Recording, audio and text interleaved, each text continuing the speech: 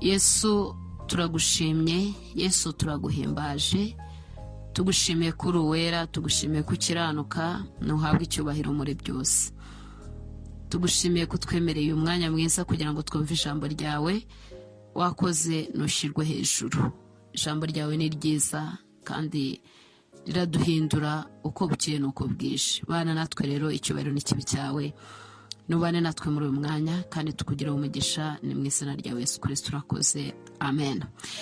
Yesu nabaha umugisha kandi izina ry'Imana yacu nirihabwe icyubahiro. Turi mu mwanya mwiza wo kumva ijambo ry'Imana, dushimiye abadukurikiye bose, twongere tubashimire cyane, muri abantu b'umumaro cyane kubwo gukunda kumva ijambo ry'Imana. Imana ikomeze bane natwe kandi Imana ikomeze dushyigikire, kuko mu gihe gikwiriye tuzahabwa ikamba ry'ubugingo ry'Imana yateganirije abayikunda bose. Imana ishimwe. Uyu munsi rero dufite intego ivuga ngo aho wananiwe niho Yesu atunze agatoki. Aho wananiwe, ahakunaniye guhindura niho Yesu atunze agatoki. Imana ishimwe. Ahakunaniye guhindura cyangwa se aho wananiwe guhindura rwose cyangwa guhinduka rwose, niho umwami Yesu arimo atunga agatoki. Katurebe ijambo ry'Imana riri muri Matayo igice cya 19. Turahera ku murongo wa 20. Uwo muhungu aramubwira ati, ayo yose narayitondeye, none icyo nsigaje ni iki? Yesu aramusubiza ati, nushaka kuba intungane rwose, genda ugurishe ibyo utunze maze uhe abakene, nibwo uzagira ubutunzi mu ijuru, uhere ko uzunkurikire. Uwo musore yumvise iryo jambo agenda afite agahinda, kuko yari afite ubutunzi bwinshi. Yesu arababwira abigishwa bati, ndababwira ukuri yuko biruhije umutunzi yinjira mu bwami bwo mu ijuru. Ndetse ndababwira yuko icyoroshye ari uko ingamiya yanyura mu zuru ry'urushinge kuruta ko umutunzi yakwinjira mu bwami bwo mu ijuru. Abigishwa babyumvise barumirwa cyane bati, ubwo bimeze bityo ninde ushobora gukizwa? Yesu arabitegereza arababwira ati, ibyo ntibishobokera abantu, ariko ku Mana byose bigira gute? Birashoboka. Ubwo bimeze bityo ninde ushobora gukizwa? Arababwira ati, ibyo ntibishobokera umwana w'umuntu, ariko ku Mana birashoboka. Imana ishimwe cyane. Twavuze rero ko turi buganire ku mutwe w'amagambo uvuga ngo ahakunaniye guhinduka, aho niho Yesu atunze agatoki.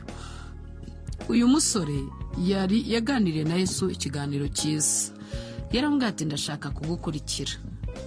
Kandi koko ashobora kuba yarabishakaga. Yaramubwiye ngo, mwigisha mwiza, nkora iki ngo mpabwe ubugingo buhoraho? Nkora iki? Kino kibazo ni cyiza, ni cyiza pe. Nanjye ubu nkora iki? Wowe se ukora iki? Nkora iki kugira ngo mpabwe ubugingo buhoraho? Imana ishobora byose, ntawe utakibaza, buri wese yakibaza avuga ati, nkora iki? Nawe aramusubiza ati, unyitira iki mwiza? Cyo ni icya mbere, umwiza ni Uwiteka gusa. Ni nko kumubwira ngo wikibeshya, data niwe mwiza gusa. Umusore ataza kwibwira ko ari na mwiza, kuko nyuma muraza kureba ikiganiro bagiranye, ataza kwibwira ko ari na mwiza. Yesu abanza amukurireho, amubwire ko Imana ariyo nziza gusa, amubwire ko Imana ikiranuka, ataza kugira ngo hari n'undi mwiza uriho. Ni Imana. Ariko nushaka kugera ku bugingo, witondera amategeko. Cyo ni icya mbere. Nushaka kugera ku bugingo, witondera amategeko. Umusore aramubwira ati, nayahe? Yesu aramusubiza ati, ntukice, ntugasambane, ntukebe, ntukabeshye, yandi yose, ubahe so na nyoko ukunde. Uwo muhungu aramubwira ati, ayo yose narayitondeye, none icyo nshigaje ni iki? Amen. Ayo yose narayitondeye, none icyo nshigaje ni iki? Ahantu hakunaniye guhinduka, aho niho Yesu aba ategereje kugera ngo ahahindure, akahatunga urutoki. Iyo umwemereye araguhindura. Umusore ati, njyewe siniba, sinica, sinsambana, simbeshyera abandi, nubaha ababyeyi, amategeko yose arayarondora, arayarangiza. Yesu kuko yari Imana ntiyagombaga kubwirwa iby'umuntu, akareba mu mutima we akabona atuye mu butunzi bwinshi kandi adashobora guhindura, adashobora kureka, bushobora kuzamubera imbogamizi mu rugendo rujya mu ijuru, ubwo butunzi bushobora kuzatuma agira impamvu zituma atajya mu ijuru. Yesu akandaho, aravuga ngo genda ugurisha ibyo utunze byose ubihereza abakene, nurangiza uzunkurikire utangire urugendo rujya mu ijuru. Umuhungu agenda ababaye cyane kuko ngo yari afite ubutunzi bwinshi atashobora kugurisha ngo ahe abakene. Aho niho Yesu yabonaga, ariko ntago ariho yatangiriye agira ngo amufashe. Yatangiriye ku byo ashobora kureka, atangirira kuri bya bindi umusore yari ashoboye kureka, ariko agamije kugera ku cyamunaniye burundu, ku cyabona kimugoye, akandaho. Umusore arabyumva akababaye. Mwene data, kubera intego dufite uyu munsi ivuga ngo Yesu arakanda, cyangwa se aho hakunaniye niho ashaka kuhindura. Umuntu abaho mu buzima bwe, ndavugana n'abakristo bagenzi banjye tujya mu gihugu cyo mu ijuru, kuko duhuriramo n'ibintu byinshi bitandukanye muri uru rugendo. Ukabaho mu buzima bwawe, nkabaho mu buzima bwanjye, ngerageza ibintu byose, ngerageza gukora, ngerageza kubana n'abantu, ngerageza gukorera Imana mu rusengero. Yewe uwumbonye wese akavuga ati uyu muntu arimo arajya mu ijuru, ni umukristo mwiza, amateraniro arayitabira, gahunda zose z'itorero arazubaha, agerageza no gukiranuka. Ariko njyewe cyangwa wowe mu mutima wawe ukaba uzi neza ko hari akantu bashobora gukoraho ukababara. Muri iri jambo nicyo Yesu arimo gushakaho, arashaka ko ubigurisha. Mana tugire neza cyane, arashaka kuri birekura. Biragoye, bisaba kubihomba, arashaka kuhomba. Nkunda kuvuga ariya magambo ya Paulo, yaravuze ngo ibyarindamu yanjye nabitekereje nk'igihombo kubwo gukurikira Kristo.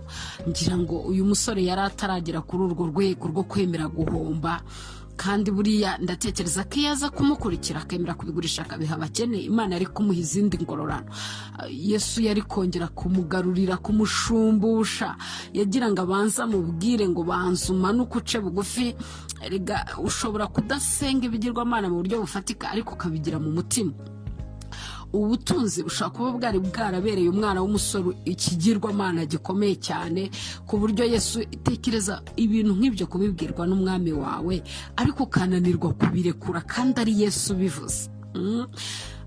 Imana tugire neza cyane. Uzi neza ubivuze, wanatangiye uvuga ko ari umwigisha mwiza, umenya ko ari Yesu uri kukubuza bya bindi byawe nanjye, arimo kubuza gukora kwa kundi, arimo kubuza.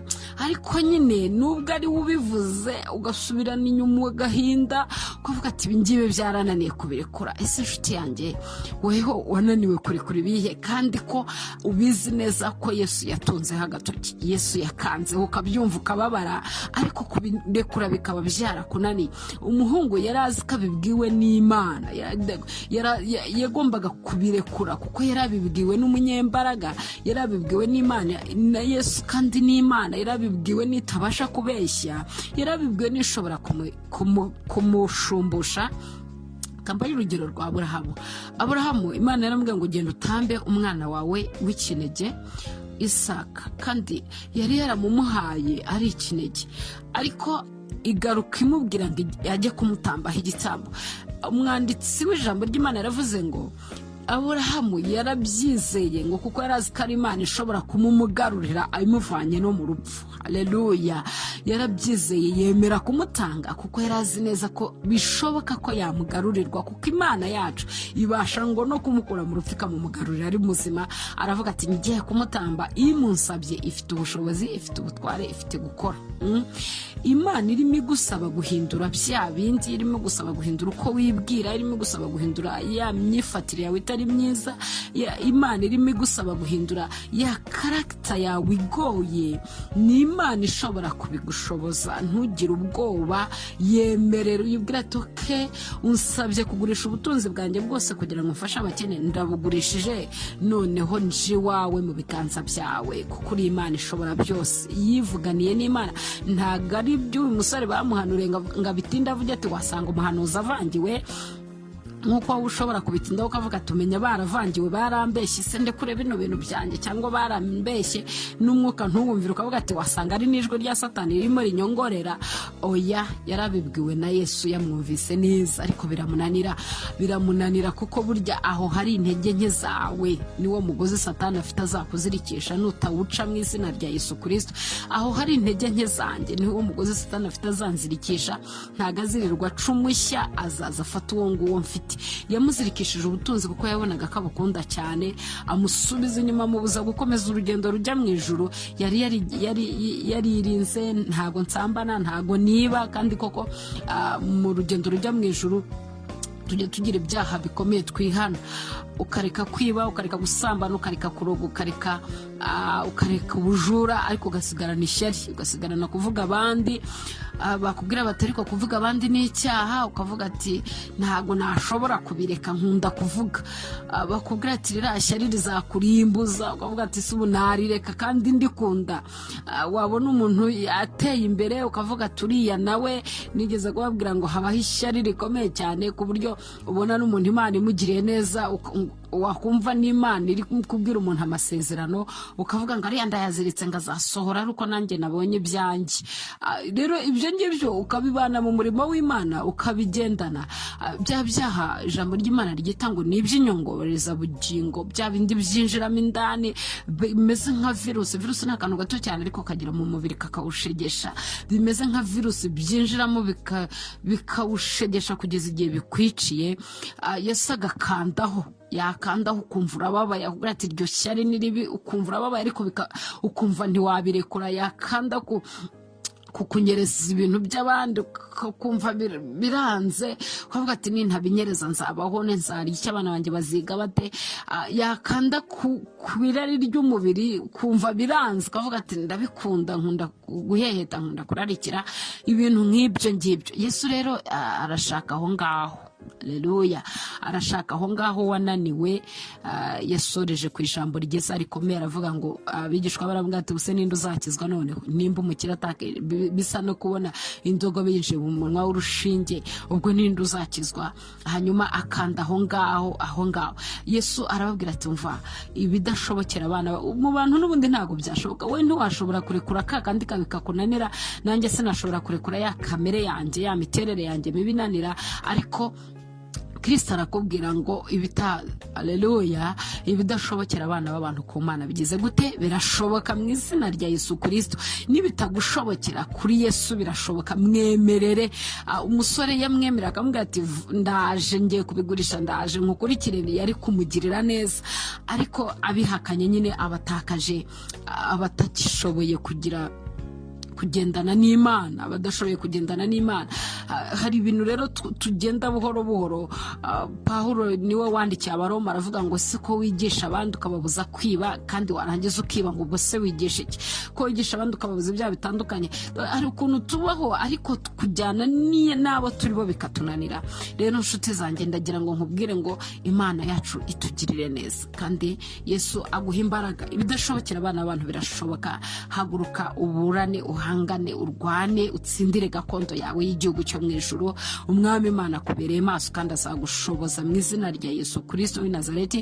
Ntazareka umukiranutsi agwa, kandi niyo yagwa ntago azarambarara. Imana iri kumwe nanjye, Imana iri kumwe nawe, Imana izabana natwe. Ubushake bwawe nibwo bukenewe, mwemerere gusa. Yakumurikiye, ijambo ry'Imana n'itara riramurika, rikamurika n'ahari mu mwijima, riramurika rikagira ahantu kure. Ndatekereza ko urimo wumvira ijambo rikumurikiye ahantu hakomeye cyane, abantu bashobora kuba batanazi, babona uri ingeso nziza, babona uri imfura kabisa, avuga ati muri sosiyete uyu muntu ni muzima. Hari abantu umva bavuga ati turashaka ko Imana idufashe kuzavugwa neza mu gihe cyo gupfa, bazagira ijambo ryiza batuvugaho. Nibyo pe, kuvugwa neza biruta amavuta y'igiciro. Bakuvuge neza uvuga ati uyu mama yari mwiza, uyu mupapa yari mwiza, yakoraga imirimo myiza, yakundaga abantu. Ariko ndagira ngo nkubwire ngo haranira iki Imana izakuvuga urya munsi baje kugushyingura mu ijuru, bazaba bari kukuvugaho iki.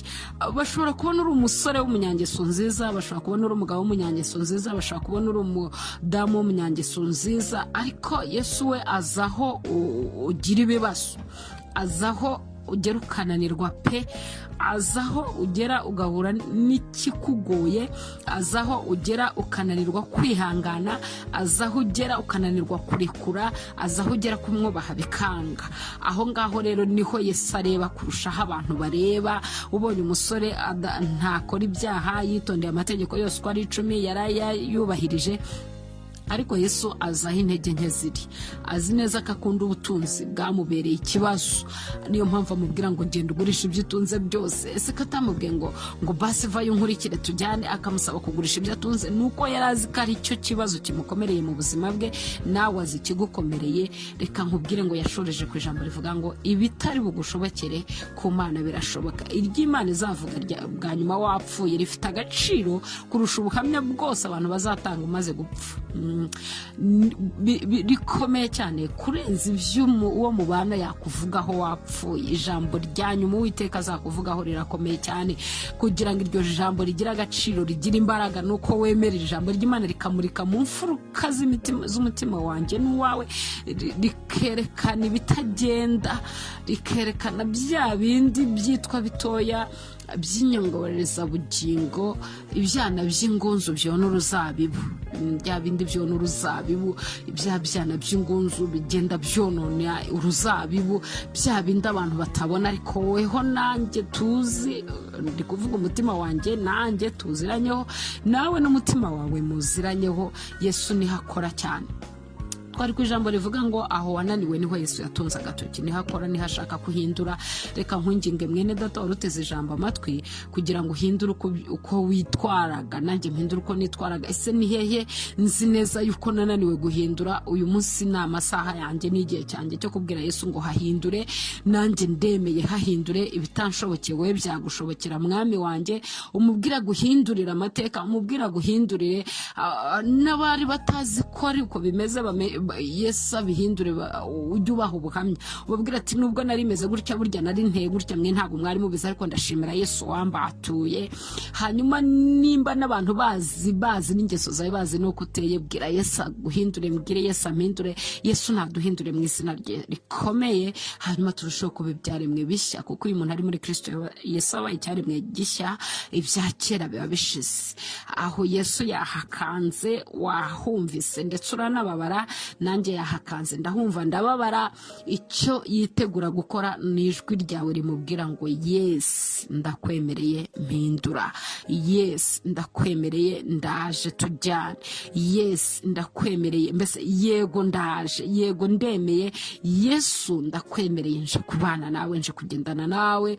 Hanyuma ibyancaga intege byose, nibyo nari narubatseho, ibyo nari nagize ikigirwamana cyanjye, ibyari byantwazaga igitugu, ibyo nari narabitse kure n'abantu batazi, n'abo dukorana umurimo batazi, n'inshuti zanjye zitazi, n'abo tubana mu nzu batazi, ndabizanye mu izina rya Yesu ndabikuzaniye. Aryo niryo sengesho ninginga gusenga uyu mugoroba, cyangwa se muri aya masaha turimo twumvira ijambo. Mwami Yesu nagushyigikire, kandi natwe akomeza tugirire neza. Urakoze nuhabwa umugisha mu izina rya Yesu rikomeye, amen. Yesu nushimwe. Data twese nuhabwa icyubahiro. Wakoze kubana natwe kandi wakoze kuturinda. Izina ryawe nirishyirwe hejuru, kandi Mana nudushyigikire kugira ngo dukomeze kurwana intambara nziza yo kwizera. Niturangiza byose tuzahabwe ingororano wateguriye abera bose. Ni mu izina rya Yesu, amen.